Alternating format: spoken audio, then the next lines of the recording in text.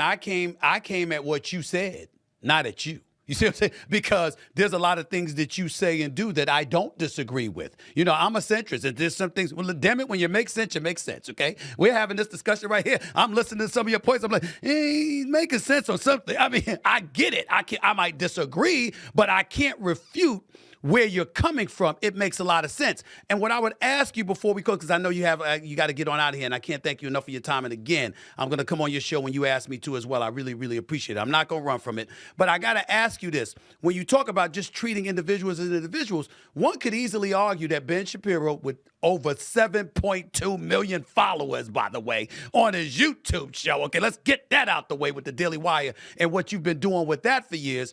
Folks are not necessarily treated as individuals. There is groupthink. There are, and I'm not talking about just you. I'm talking about all of us. I'm talking about all of us. I'm guilty of this. You're guilty. Everybody, in my estimation.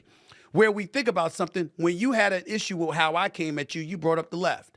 And I'm disagreeing with the left at least 50% of the time, but you associated me with the left. When you've disagreed with others, I've heard you associate them with a group as opposed to treating them as individuals. So that seems to be counter to what you just articulated.